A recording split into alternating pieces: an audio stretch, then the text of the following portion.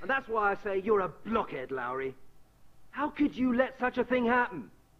The man was innocent. What do you think the press are going to say about all this? Now get out of here! Get the hell out of my sight! And if I have any more trouble with you, you'll be dishing out parking tickets before long. And that's a promise, Lowry!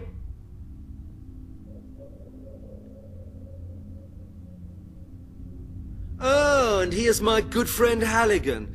Another one of the invaluable detectives of our glorious murder squad. Don't just stand there gaping. Come in.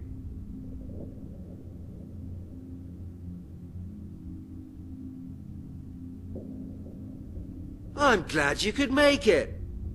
After all, you're a busy man, aren't you?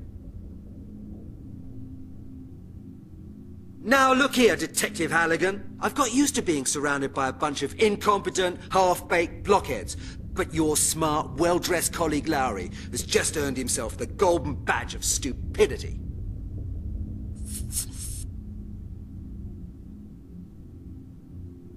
Halligan, we've got a bit of a problem.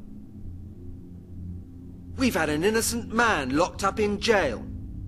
Regrettably, he was killed in prison before we could correct our mistake. Unfortunate affair. And now we've got this lunatic killer running around all over London. We have to make sure that at least this oversight is put right. Your clear-up rate so far ought to be sufficient evidence that there's no point in asking you to clear up anything more than a common bicycle theft. But this does happen to be the murder squad. I am the chief of this department. All I have for choice is that blockhead Lowry and you.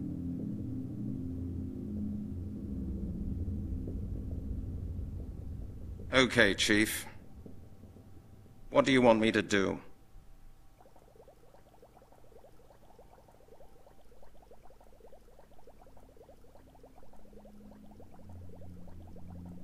Where did Lowry go wrong? Your dear colleague Lowry dealt with the skeleton murders last year.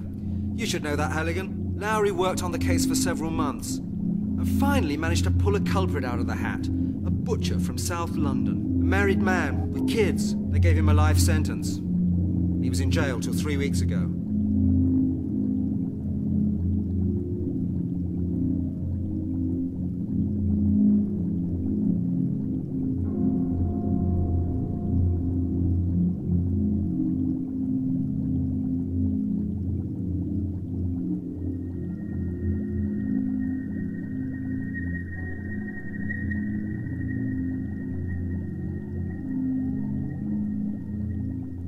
Where did Lowry go wrong? Your dear... Lowry worked on the case. A married man. They gave him a life sentence. Pulled out of the hat, you say?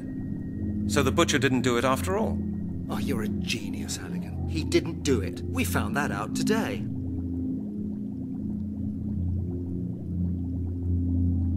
He didn't do it?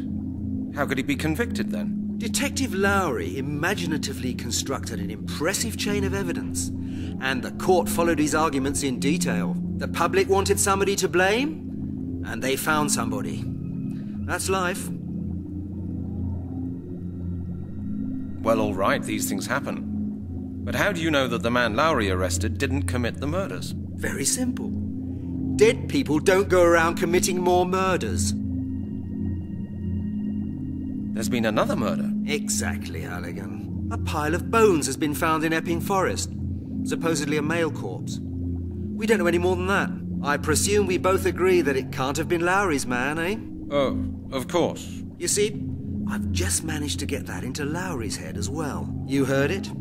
Lowry's off the case. Halligan, you drive out to Epping Forest and take a look at the evidence. Of course, sir. And Halligan, no sloppiness now. I want results.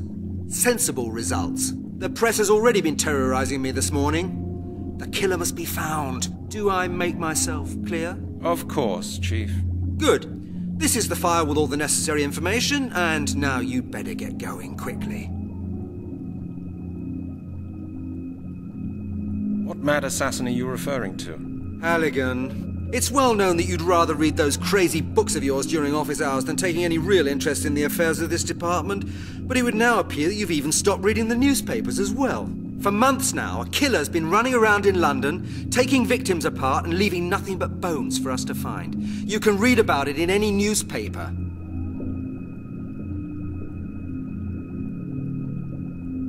You mean the business out at the Silent Inn? That was over a year ago. There were 2 more murders later, Halligan. 3, actually.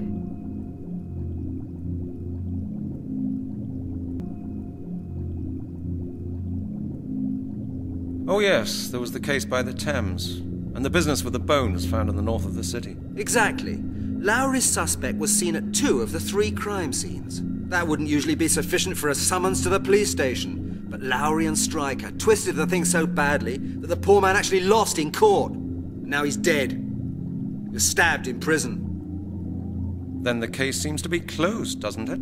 You see, that's exactly what I wouldn't say. I got a phone call this morning. Guess what's happened?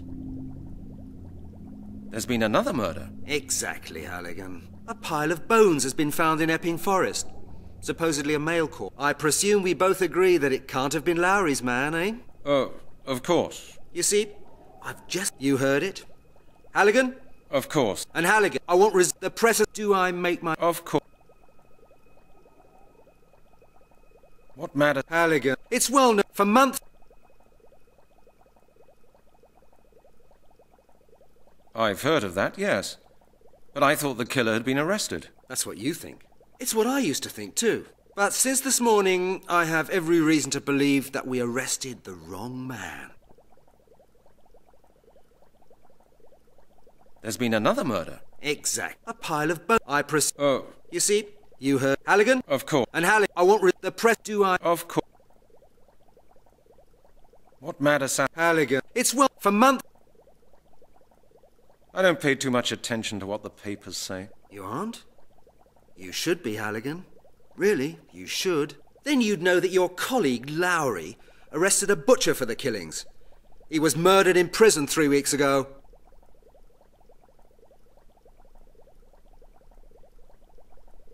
A butcher? How fitting. And? Why did he do it? You'll be surprised, Halligan. He probably didn't do it at all.